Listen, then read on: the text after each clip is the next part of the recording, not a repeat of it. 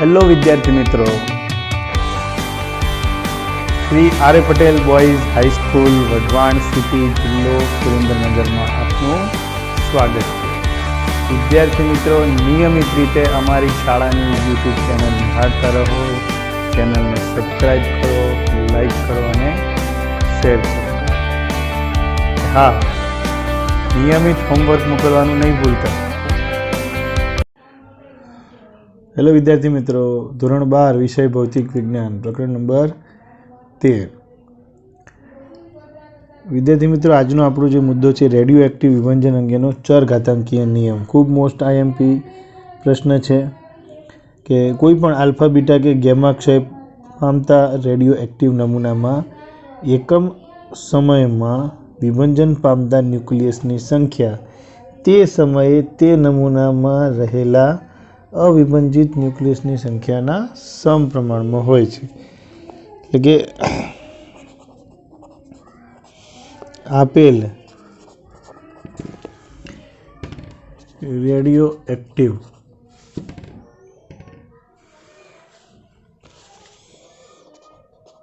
નમૂનામાં એકમ સમયમાં વિભંજન પામતા રેડિયો એક્ટિવ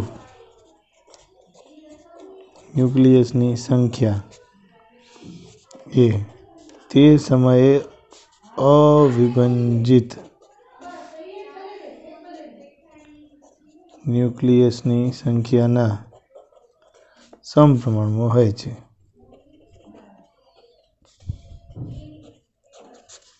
એટલે કે dn/dt ચલે છે n, બરાબર। હવે આના માટે dn/dt n આને સમજવા માટે આપણે એમ કહીએ કે ધારો કે આપેલ નમૂનામાં t સમયે અવિભંજિત ન્યુક્લિયસની સંખ્યા n છે અને t સમય પછીના dt જેટલા સૂક્ષ્મ સમયમાં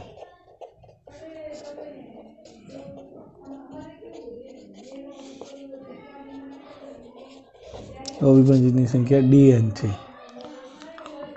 તો આ dn/dt ચલે છે n, બરાબર। અને અહીંયા dn/dt બરાબર -λn, લેમડાને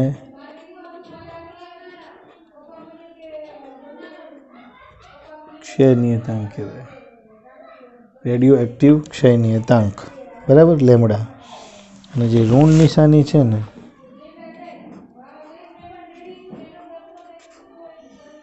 એ સૂચવે છે કે વિભંજન દર સમય સાથે ઘટે છે, બરાબર, સમય સાથે ઘટે છે। હવે આપણે સૂત્ર સાબિત શું કરવું છે? n બરાબર n0 e⁻ λt। એટલે જે ચરઘાતાંકીય નિયમ છે ને એ ખરેખર શું છે કે n બરાબર n0 e⁻ λt આવું આપણે સાબિત કરવા માંગીએ છીએ। તો આપણે અહીં સુધી પહોંચી ગયા, આટલે સુધી। હવે આપણે શું કરીએ, અહીંયા dn/n λ/dt। હવે એમ કહું કે ભાઈ 0 સમયે અવિભંજિત ન્યુક્લિયસ n0 છે, t સમયે અવિભંજિત n છે। તો અહીંયા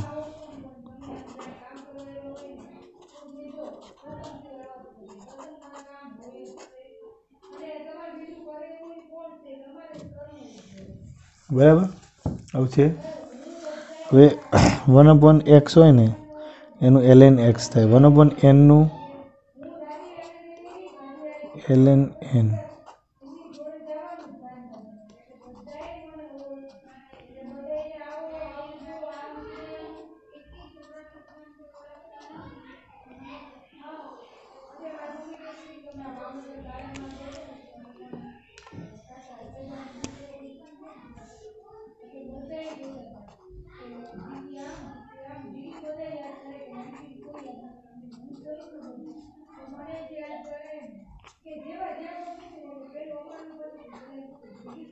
ln n માઇનસ n0 એટલે પેલું log a minus log b હોય તો log a બાય b લખાય. પછી log x ln x અને ln y હોય તો ln x ના છેદમાં y આવું લખાય, વચ્ચે માઇનસ હોય ને.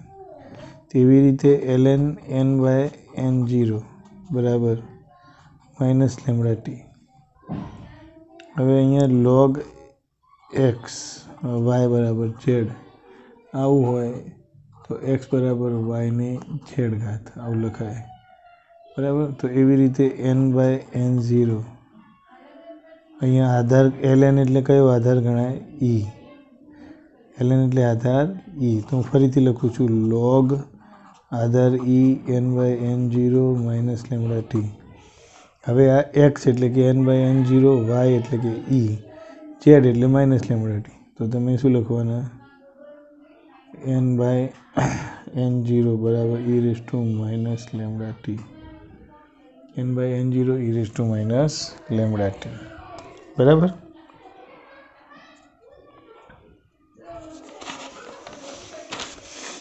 તો અહીંયા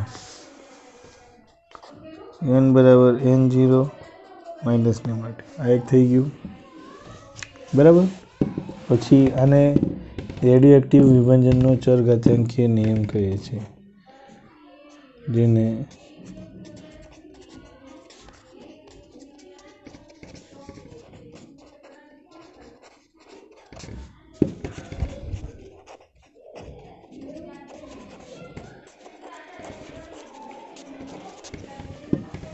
નિયમ કહે છે, બરાબર. હવે બીજો એક શબ્દ છે રેડિયો એક્ટિવિટી એટલે શું, અને એનો પણ આપણે ક્ષય વક્ર ને બધું આવશે. એકમ સમય દીઠ રેડિયો એક્ટિવિટી r. તો એકમ સમય દીઠ ક્ષય પામતા ન્યુક્લિયસની સંખ્યાને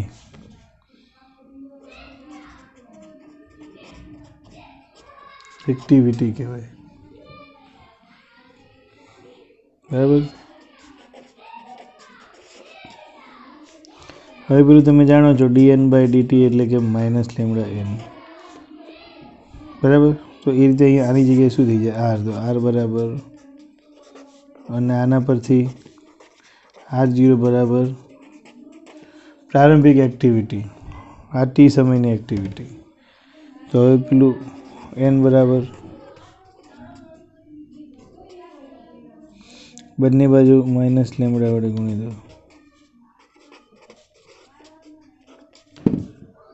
અને કહેવાય r, બરાબર. એક આ સૂત્ર થઈ ગયું આરનું. તો આ ચરઘાતાંકીય નિયમ જ છે, n બરાબર n0 e raise to minus lambda t. એવી જ રીતે r બરાબર r0 e raise to minus lambda t, બરાબર. તો ટી સમયની એક્ટિવિટીનું સૂત્ર, આ ટી સમય અવિભાજિતની સંખ્યાનું સૂત્ર. એ આ જ સૂત્રને હું એક ન્યુક્લિયોન વડે ગુણી દઉં તો એક ન્યુક્લિયોનની દળ ગુણ્યા n ન્યુક્લિયોન એટલે ટોટલ માસ થઈ જાય m બરાબર m0 e raise to minus lambda t. તો આ ચરઘાતાંકીય નિયમને ત્રણ રીતે લખાય. એક n બરાબર n0 e raise to minus e lambda t, r બરાબર r0 e raise to minus lambda t, m બરાબર m0 e raise to minus lambda t, બરાબર. અને પછી ત્રણેય માટે તમે આવું ગ્રાફ દોરો, n વિરુદ્ધ t,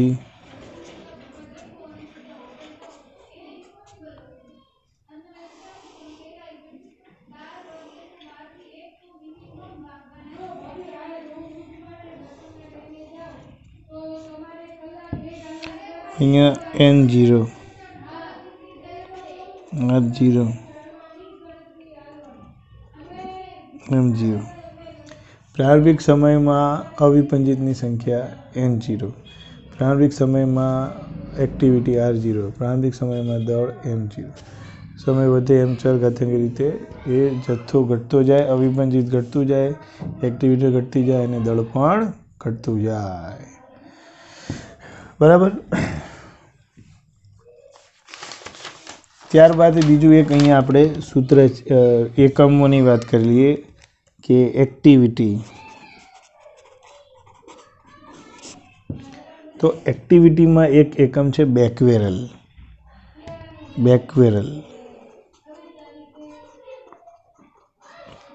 તો ભાઈ આપેલ નમૂનામાં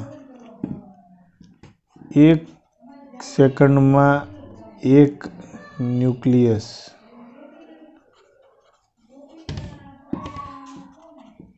વિભાજન પામે તો એક્ટિવિટી 1 બેકવેરલ.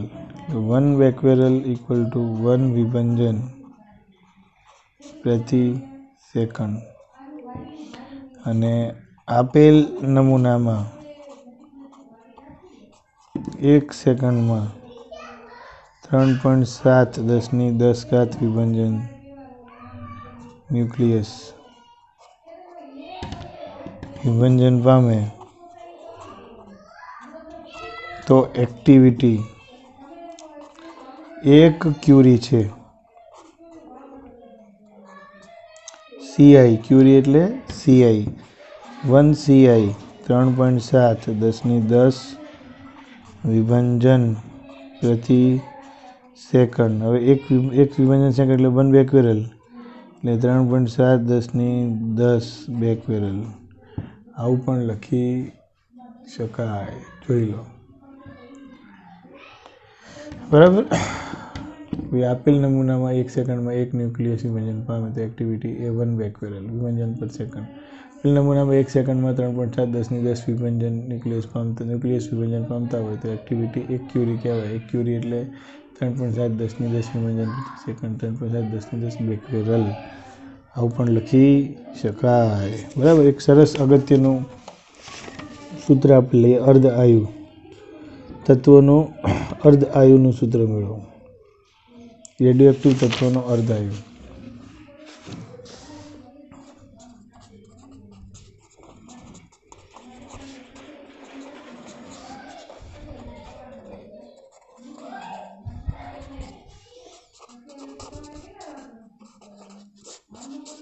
Half life. બરાબર. એના વિશેની વાત કરીએ આપણે.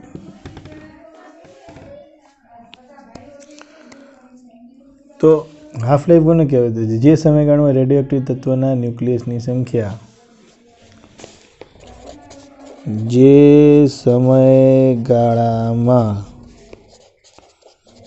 રેડિયોએક્ટિવ ન્યુક્લિયસની સંખ્યા સમયગાળાના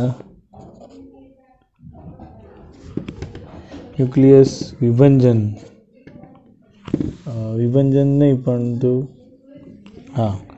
ન્યુક્લિયસની સંખ્યા સમયગાળાના પ્રારંભના રેડિયો ન્યુક્લિયસની સંખ્યા કરતાં અડધી થાય. જે સમયગાળામાં રેડિયોએક્ટિવ ન્યુક્લિયસની સંખ્યા સમયગાળાના પ્રારંભના રેડિયોએક્ટિવ ન્યુક્લિયસની સંખ્યા કરતાં અડધી થાય તે સમયગાળાને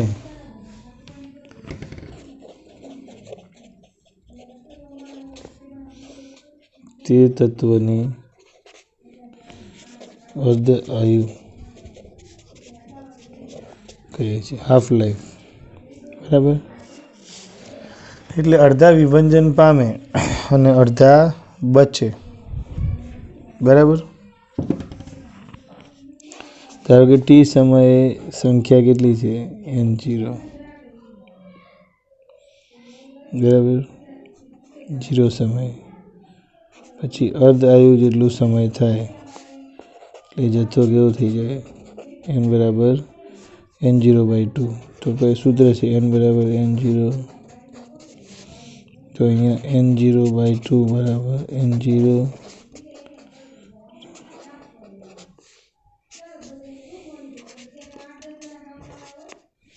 બરાબર માઇનસ લેમડા 2 તો 2 બરાબર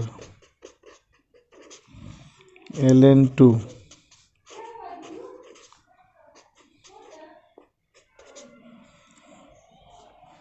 આવું થયું ઘાત આગળ આવે ln ની આગળ ઉપર ઘાત હોય ને ઘાત ક્યાં આવે આગળ ln2 બરાબર લેમડા 2 1/2 ln e એટલે ln e એટલે 1 થઈ જાય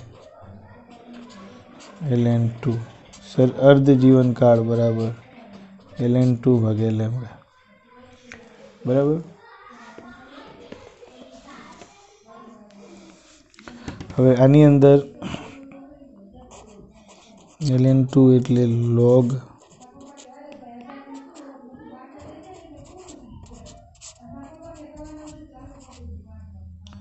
આ નિયમ છે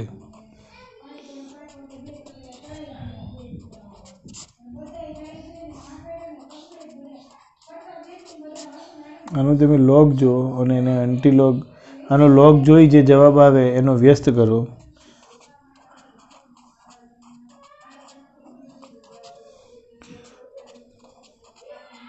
log 2 એટલે 0.3010 0.693 તો ln2 બરાબર 0.693 આવ્યું તો અહીંયા પછી તમે 0.693 અપોન લેમડા આવું તમે લખી શકો છો બરાબર આ થઈ ગયું અર્ધાયુનું સૂત્ર અર્ધાયુ જેટલા સમયમાં જે રીતે સંખ્યા અડધી થાય ને એવી જ રીતે દળ પણ અડધું થઈ જાય અને એક્ટિવિટી પણ અડધી થઈ જાય બરાબર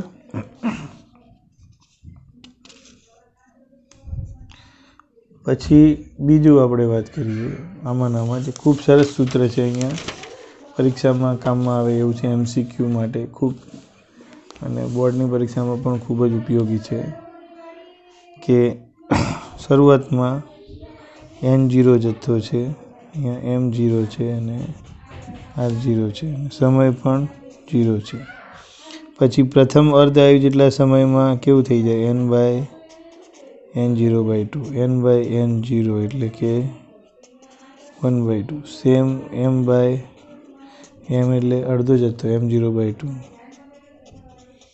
1/2 અને r/r0/2 એટલે અને આને શું કહેવાય એક અર્ધાયુ બીજું અર્ધાયુ હવે આની એકચ્યુઅલી બીજો અર્ધાયુ ચાલુ થયો ને ત્યારે આ પ્રથમ અર્ધાયુ પૂરો થયો ત્યારે જથ્થો કેટલો છે n0/2 તો બીજો અર્ધાયુ જ્યારે આવે ત્યારે આ સમયગાળાના પ્રારંભમાં એટલે કે બીજો અર્ધાયુના પ્રારંભમાં સંખ્યા ઓલરેડી અડધી હતી તો હવે બીજો અર્ધાયુ પૂરો થાય એટલે એની અડધી થાય બરાબર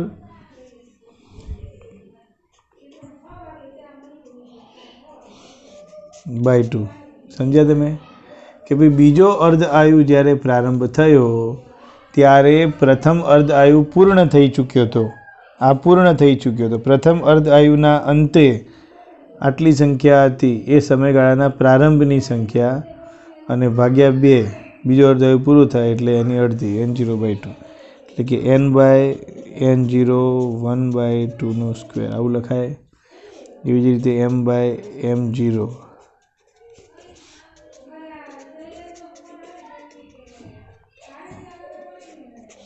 હવે અહીંયા 1 1 1 માની લો તો અહીંયા આગળ 1 માની લો કંઈ નથી તો એકડો અહીંયા બગડો તો અહીંયા બગડો એ રીતે તગડો મૂકી દઉં 3 વખત અર્ધાયુ તો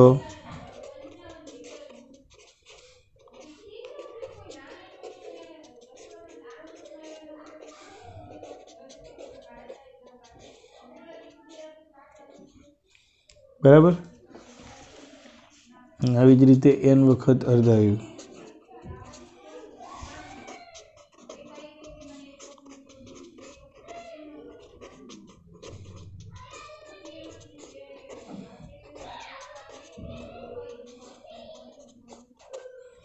જ્યાં હવે આ n થઈ ગયું. હવે હું કોમન લખું છું.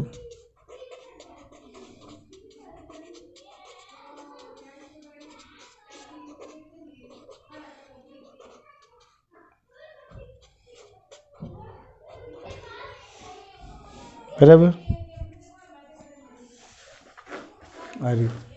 આ ખાસ મોસ્ટ આઈએમપી સૂત્ર, આની પણ જરૂર પડશે. આની એક હું તમને સેમ્પલ આપું છું. હવે એનું એક સેમ્પલ આપું. આનો ઉપયોગ તમે કઈ રીતે કરશો? ધારો કે તમે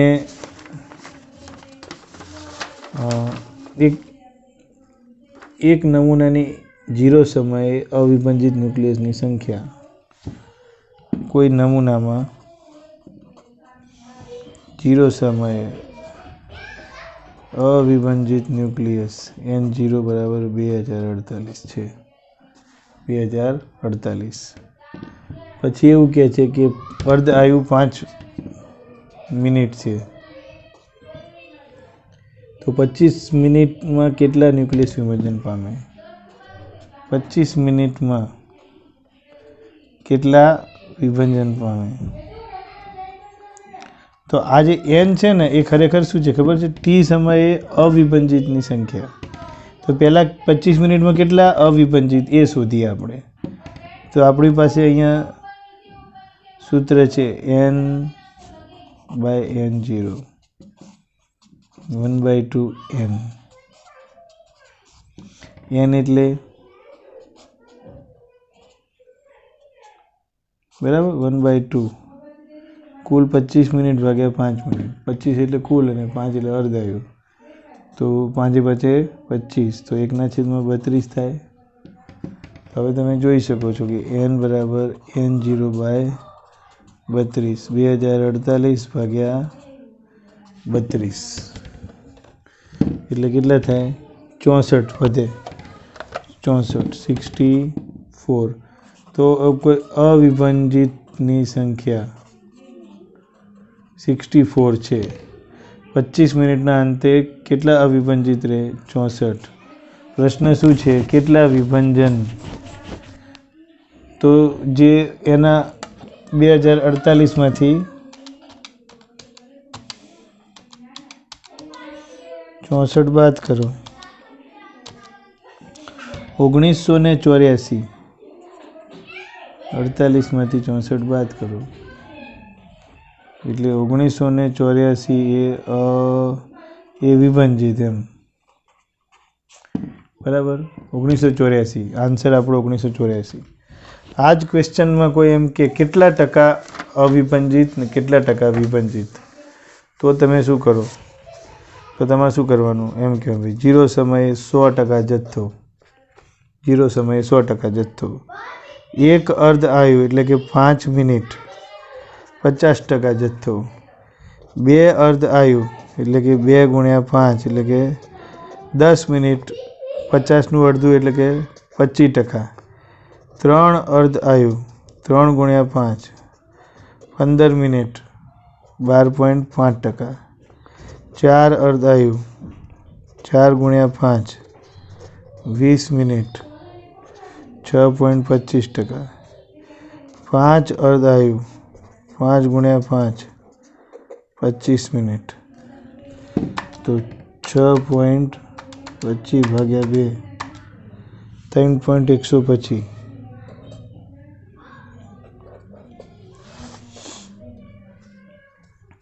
તો અવિભાજિત 3.125% અને વિભાજિત 100 માઇનસ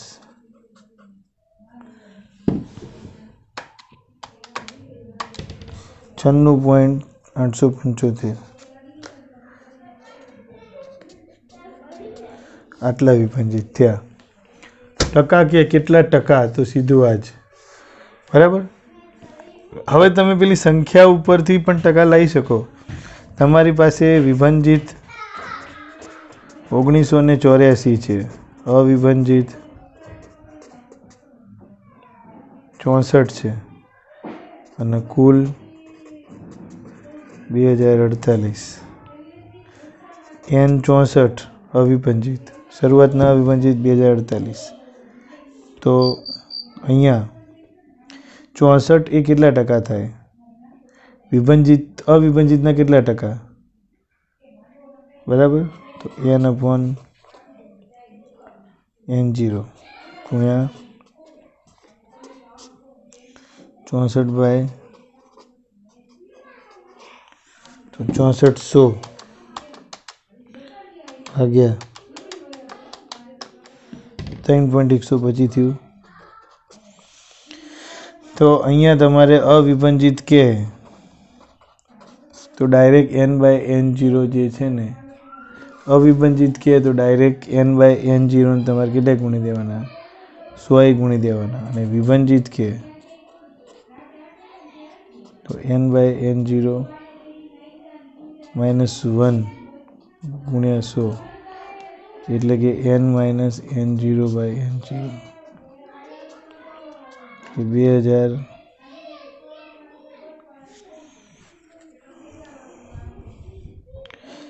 બરાબર. 64 - 2048 બરાબર. એટલે આને તમારે એકમાંથી બાદ કરવા પડે, 100માંથી બાદ કરવાનો, 1 માઇનસ. જો પોઝિટિવ આન્સર લાવવો હોય તો તમારે શું કરવું પડે? 2048માંથી બાદ કરવાનું. 1984 2048 ગુણ્યા 100 એટલે 96.875% આવે. બરાબર. ઓકે. મોટામાંથી નાનું બાદ કરો એટલે આમાંથી આ બાદ નહીં, n0 1 માઇનસ આવી રીતે, એટલે n0 માઇનસ n આવી રીતે. બરાબર. 2048 માઇનસ 64 તો તમને શું મળે? 1984 ભાગ્યા 2048 ગુણ્યા 100 96.875. બરાબર.